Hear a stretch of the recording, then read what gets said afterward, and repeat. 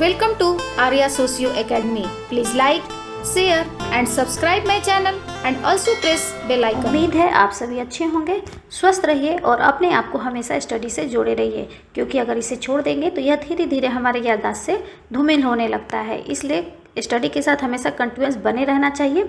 इसी को चलिए ध्यान में रखिए और आज का MCQ शुरू करते हैं। आज के MCQ शुरू करने से पहले जो पिछला MCQ था उसका आंसर हम लोग जान लें। पिछले MCQ नंबर 77, उसमें क्वेश्चन था पीजेंट लाइफ इन इंडिया नामक पुस्तक के लेखक कौन है। ऑप्शन है NK Bose, B DP Mukherjee, C Surjit Sinha, D David Hardiman. तो पीजेंट लाइफ इन इंडिया यह बुक किसकी है? NK बोस महोदय की है। ध्यान रखिएगा, NK बोस और सुरजीत सिन्हा ये दोनों सभ्यतावादी परिप्रेक्ष्य से संबंधित हैं और इस बुक के राइटर हैं पीजेंट लाइफ इन इंडिया, इस बुक के राइटर है NK बोस। जिन्होंने सही उत्तर दिया है उनके नाम निम्न है। मैं उम्मीद करती हूँ कि आप लोग इस बार अधिक से अधिक संख्या में उत्तर देंगे। चलिए शुरू करते हैं आज का MCQ नंबर 78। समाज ही वास्तविक देवता है किसने कहा है? A max weber, B Durkheim, C marks, D मेलिनोव्स्की। बहुत इजी क्वेश्चन, आई थिंक इसका आंसर सबको पता होगा। समाज ही वास्तविक देवता है यह कौन कहता है? दुर्खीम महोदय कहते हैं। दुर्खीम से संबंधित वीडियो बना हुआ है, आप प्लेलिस्ट में जाके वहाँ देखेंगे तो बहुत आसानी से इसको आप समझ सकते हैं। तो फर्स्ट का आंसर हमारा यहाँ हो गया B। नेक्स्ट क्वेश्चन नंबर 2, भारतीय संविधान 73वां संशोधन अधिनियम 1992 का संबंध है? A शिक्षा के विकास से, B दहेज निरोधक अधिनियम से, C पंचायती राज से, D ग्रामीण आधारभूत संरचना से। तो संविधान में 73वां संशोधन किसके लिए जाना जाता है? पंचायती राज व्यवस्था से जाना जाता है। तो 2 का आंसर हमारा हो जाएगा यहाँ C। नेक्स्ट क्वेश्चन नंबर 3, निम्नलिखित में से किस विद्वान ने अफ्रीका की नातेदारी प्रणाली पर प्रकाश डाला है? अफ्रीका की नातेदारी प्रणाली पर कौन प्रकाश डालता है ये हमें बताना है। A Murdock, B Lowie, C Radcliffe Brown, D Morgan. तो इसका सही आंसर क्या होगा हमारा? C Radcliffe brown. अफ्रीका की नातेदारी पर रेडक्लिफ ब्राउन महोदय बात करते हैं। तो 3 का आंसर हमारा हो गया यहाँ C। Next question number 4, the function of social conflicts नामक पुस्तक किस विद्वान द्वारा रचित है? A Coser, B सीमेल, C marks, D dwarf. यह बुक कोजर महोदय की है। यहाँ जो भी क्वेश्चन बताए जाते हैं वो बहुत ही इंपॉर्टेंट होते हैं, इसलिए आप इन सभी क्वेश्चंस को ध्यान रखिएगा। 4 का आंसर हो जाता है हमारा यहाँ A। नेक्स्ट क्वेश्चन नंबर 5, धर्म विश्वासों और व्यवहारों से आबद्ध लोगों का एक नैतिक समुदाय है, यह मत किस विद्वान का है? A Durkheim, B Tyler, C Fraser, D Spencer. तो ध्यान दीजिएगा, धर्म विश्वासों और व्यवहारों से आबद्ध लोगों का एक नैतिक समुदाय है। तो यह बात कौन कहता है? दुर्खीम महोदय कहते हैं। नैतिक समुदाय की बात करते हैं, विश्वास और व्यवहार की बात करते हैं। दुर्खीम की बुक है the elementary forms of religious life, इससे संबंधित वीडियो भी बना हुआ है। आप वहाँ जब इसे देखेंगे तो उनका धर्म के बारे में क्या विचार है, टोटमवाद की जो अवधारणा देते हैं, ये सारी बातें वहाँ क्लियर हो जाएंगी। तो 5 का आंसर हमारा हो जाएगा यहाँ A। नेक्स्ट क्वेश्चन नंबर 6, निम्नलिखित कथनों पर विचार कीजिए। नौकरशाही संरचना की निम्नलिखित विशेषताएं होती हैं। नौकरशाही की बात किसने की है? बहुत इजी, नौकरशाही की बात वेबर महोदय करते हैं।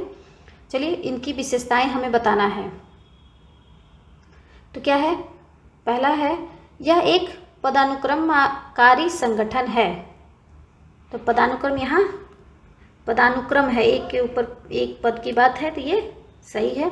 दूसरा, विशिष्टताओं की जरूरत वाले विशालकाय संगठनों में नौकरशाही संरचना लागू होती है। हाँ, जहाँ क्या है, नौकरशाही में विशिष्टता होती है, जो जिस फील्ड में ज़्यादा जानकार होता है उसे उस फील्ड का वर्क दिया जाता है। तो क्या है, विशिष्टताओं की जरूरत वाले विशालकाय संगठनों में नौकरशाही संरचना लागू होती है। बिल्कुल सही है। नौकरशाही संगठन में व्यक्ति जवाबदेही खो जाती है, ये बिल्कुल गलत है। व्यक्ति की व्यक्तिगत जवाबदेही भी रही व्यक्ति की व्यक्तिगत जवाबदेही भी होती है। तो इस तरह से थर्ड हमारा ऑप्शन यहाँ नहीं है, फर्स्ट और टू जो होगा वो हमारा सही ऑप्शन हो जाएगा। 6 का सही आंसर हमारा क्या बन जाता है यहाँ, सी। नेक्स्ट क्वेश्चन नंबर 7, निम्नलिखित में से कौन सा एक समूह सही सुमेलित है? ए अव्यक्त प्रकार मैक्स वेबर, बी प्रतिमान अनुरक्षण नाडेल तथा तनाव प्रबंधन, प्रतिमान अनुरक्षण तथा तनाव प्रबंधन, ये चीज़ यहाँ रहेगी यहाँ पे।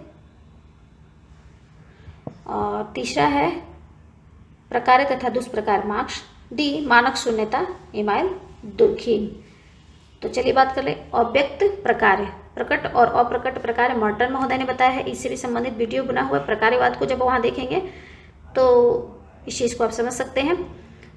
तो यहाँ ए हमारा हो जाता है गलत। बी प्रतिमान अनुरक्षण और तनाव प्रबंधन, यह बात पार्सन्स महोदय करते हैं, नाडेल महोदय की यह बात नहीं है, तो यह भी यहाँ हो जाता है गलत। प्रकार और दुष्प्रकार, अभी मैंने कहा कि प्रकार और दुष्प्रकार मर्टन महोदय की अवधारणा है, तो यह मार्क्स की नहीं है।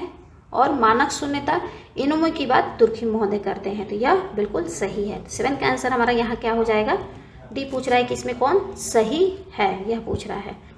7 का आंसर हमारा हो जाता है यहाँ डी। नेक्स्ट क्वेश्चन नंबर 8, निम्नलिखित में से किसका आधार सापेक्ष वंचना है? समूह का जब आप वीडियो देखेंगे तो वहाँ संदर्भ समूह की भी बात होगी, वहाँ सापेक्ष वंचना की भी बात होती है, तो इसलिए इससे संबंधित वीडियो बना हुआ है और वहाँ आप समूह से संबंधित वीडियो को जरूर देखिए। चलिए ऑप्शन देखें, किसका आधार सापेक्ष वंचना है? ए दर्पणित व्यक्तित्व सिद्धांत, बी मनोविश्लेषणात्मक सिद्धांत, सी संदर्भ समूह सिद्धांत, डी सांस्कृतिक सापेक्षतावाद। तो यहाँ क्या होगा, सापेक्ष वंचना किससे होती है? संदर्भ समूह सिद्धांत के अंतर्गत आता है। जब व्यक्ति किसी दूसरे से कंपेयर करता है और जो वह अभाव बोध महसूस करता है उसे ही सापेक्ष वंचना कहते हैं। तो 8 का आंसर हमारा हो जाता है यहाँ सी। नेक्स्ट क्वेश्चन नंबर 7, सापेक्षिक प्रवंचन का सिद्धांत किसने किया है? सापेक्षिक प्रवंचन अर्थात सापेक्षिक वंचना का सिद्धांत किसने प्रतिपादित किया है? ए मर्टन, बी पार्सन्स, सी गिलिन, डी दुर्खीम। तो संदर्भ समूह से वीडियो बना हुआ है, बहुत डिटेल स्टडी है, किसने इसको पहले प्रतिपादित, किसने इसके आगे बढ़ाया, किसने इसको बहुत डिटेल स्टडी की, इस सब के बारे में आपको डिटेल जानकारी संदर्भ समूह के बारे में वहाँ से मिल जाएगी। संदर्भ समूह में सापेक्ष वंचना की बात सबसे पहले स्टाउफर महोदय करते हैं, लेकिन इसकी डिटेल और आगे की स्टडी मर्टन महोदय करते हैं। तो स्टाउफर हमारा यहाँ ऑप्शन में नहीं है, तो हमारा आंसर क्या हो जाएगा 9 का ए मर्टन। 9 का आंसर हो गया यहाँ A. Next question number 10, Max Weber के अनुसार एक परिस्थिति समूह किसे कहते हैं? मैक्स वेबर ने परिस्थिति समूह की बात की है, तो उनके अनुसार परिस्थिति समूह हम किसे कहेंगे? ए शक्ति तथा प्रतिष्ठा पर आधारित है, बी धन व शक्ति पर आधारित है, सी मान व प्रतिष्ठा पर आधारित है, डी सम्मान शक्ति तथा प्रतिष्ठा पर आधारित है। तो यहाँ हमारा आंसर क्या होगा? डी सम्मान शक्ति और प्रतिष्ठा पर आधारित होती है, उसे ही हम परिस्थिति समूह कहते हैं। तो 10 का आंसर हो जाएगा यहाँ हमारा डी। वेबर महोदय सामाजिक, राजनीतिक और आर्थिक 3 तरह के क्षेत्र की बात करते हैं जिससे समूह परिस्थिति समूह का निर्माण होता है। क्लास स्टेटस एंड पावर, इस CSP, इससे परिस्थिति समूह का निर्माण होता है। तो 10 का आंसर हमारा हो जाता है यहाँ डी। नेक्स्ट क्वेश्चन नंबर 11, सर्वप्रथम प्रकार्य शब्द का प्रयोग करने वाले समाजशास्त्री कौन है? ए स्पेंसर, बी हटन, सी ब्राउन, डी मेलोनोव्स्की। तो प्रकार्यवाद से संबंधित वीडियो बना हुआ है, वहाँ आप देखेंगे इन सब छोटे छोटे क्वेश्चंस के आंसर ऑटोमेटिकली आपको वहाँ सब मिल जाएंगे और बहुत इजीली आप उसको याद भी कर पाएंगे, क्योंकि वहाँ एक कॉम्पिटिटिव इससे वीडियो बना हुआ है कि किस समाजशास्त्री ने, किस विद्वान ने किस तरह से अपने प्रकार्यवाद को रखा है। इससे भी संबंधित वीडियो है, आप ज़रूर देखिए, तो आपको बहुत सारी बातें क्लियर हो जाएंगी। तो चलिए, सर्वप्रथम यहाँ शब्द है कि सबसे पहले प्रकार्यवाद की बात कौन करता है। सबसे पहले प्रकार्यवाद की बात स्पेंसर महोदय करते हैं। तो 11 का आंसर हो जाएगा यहाँ हमारा ए, और इसको बहुत वैज्ञानिक ढंग से विस्तृत रूप में दुर्खिम महोदय रखते हैं। तो 11 का आंसर हो जाएगा यहाँ A. Next question number 12, magic science and religion and other essays पुस्तक किसने लिखी। A Frazer, B Malinowski, C Tylor, D Spencer. बहुत इजी, लेकिन यह बुक बहुत बार पूछी जाते हैं। इस बुक का नाम एग्ज़ाम में बहुत बार आता है और बुक्स और कॉन्सेप्ट से संबंधित भी वीडियो बने हुए हैं। वहाँ देखेंगे तो कुछ इंपॉर्टेंट बुक्स के बारे में भी चर्चा की गई है जिसमें इसका नाम है। तो 12 का आंसर हमारा यहाँ हो जाएगा बी। इस बुक के राइटर कौन है, मेलोनोव्स्की महोदय हैं। नेक्स्ट क्वेश्चन नंबर 13, सांस्कृतिक सापेक्षवाद से क्या अभिप्राय है। सांस्कृतिक सापेक्षवाद, संस्कृति से संबंधित वीडियो बना हुआ है। वहाँ आप देखेंगे तो संस्कृति से संबंधित कितने टर्म्स होते हैं, क्या क्या उन टर्म्स का क्या अर्थ होता है, इस पे भी वीडियो है, वहाँ देखिए तो आपको बहुत सारी बातें क्लियर हो जाएंगी। तो चलिए देखिए, सांस्कृतिक सापेक्षवाद का क्या अभिप्राय होता है। ए, संस्कृति के प्रत्येक अंग को समान महत्व देना। बी, पूरक संस्कृति तत्वों से बना संकुल। सी, सांस्कृतिक तत्वों, संकुलों, प्रतिमानों का उसी संस्कृति के संबंध में मूल्यांकन करना। डी, उपयुक्त कोई नहीं। तो यहाँ सांस्कृतिक सापेक्षवाद का क्या अर्थ होता है कि कोई भी संस्कृति क्या है, वो अपने परिस्थिति के अनुसार उस संस्कृति का महत्व है। तो सांस्कृतिक तत्व, सांस्कृतिक संकुल, सांस्कृतिक प्रतिमान, ये सभी क्या है, संस्कृति। इसी से संस्कृति का निर्माण होता है।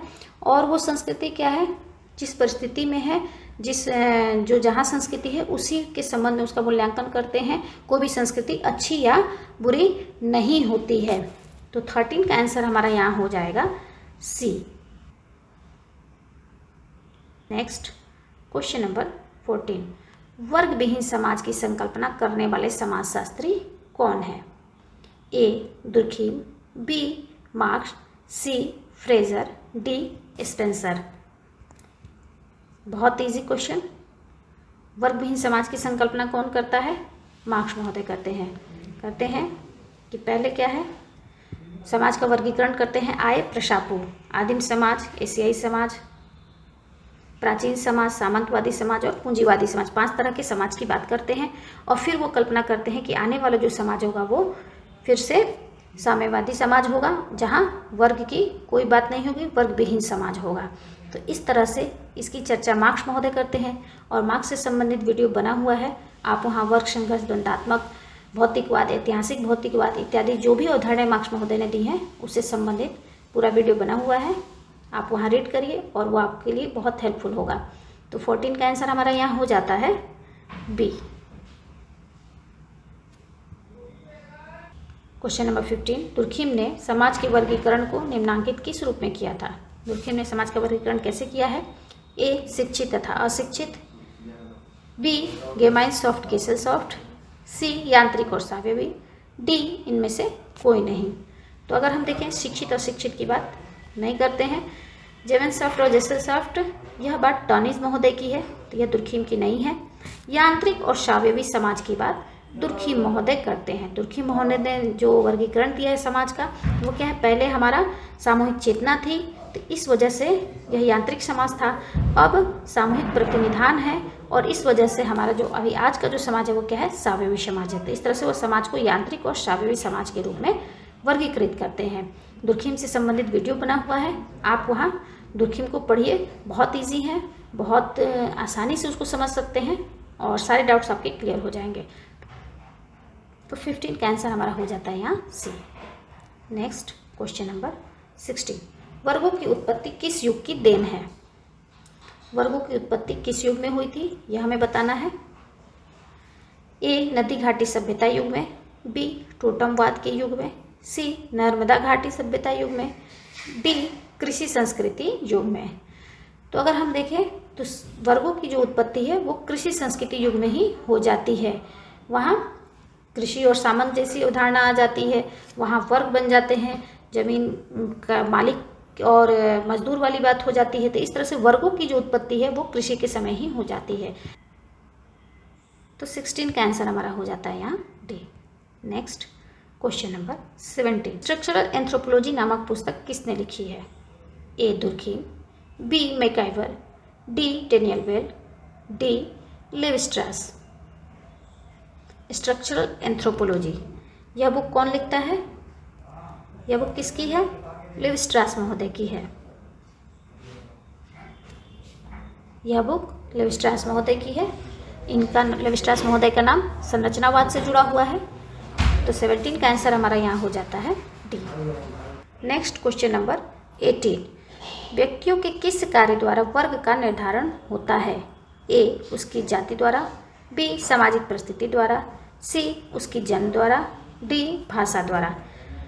तो यहाँ पूछ रहा है व्यक्तियों के किस कार्य द्वारा वर्ग का निर्धारण होता है, वर्ग की बात हो रही है। तो जाति क्या है? यह जन्म से होती है, यह वर्ग नहीं है, ये खुद ही एक संस्करण है जिसमें जन्म के द्वारा जो निर्धारण होता है वो जाति होती है, और जन्म द्वारा जाति का निर्धारण होता है, और भाषा द्वारा वर्ग नहीं बनता है। तो सामाजिक जो परिस्थिति होती है उसके द्वारा वर्ग बनता है। तो 18 का आंसर हमारा यहाँ हो जाता है बी। तो 18 का आंसर हमारा यहाँ हो जाता है B. Next question number 19, class and class conflict in the industrial society नामक पुस्तक के लेखक कौन है? A Raymond Aron, B Dahrendorf, C अरस्तु, डी पार्सन्स तथा वेल्स। बहुत easy question, class and class conflict in industrial society. यह बुक किसकी है? डार्फ महोदय की है। तो 19 का आंसर हमारे यहाँ हो जाता है बी। नेक्स्ट क्वेश्चन नंबर 20, वस्तुनिष्ठता बनाए रखने के लिए दुर्खीम ने समाजशास्त्रियों को निम्नांकित में से कौन सा एक सुझाव दिया है?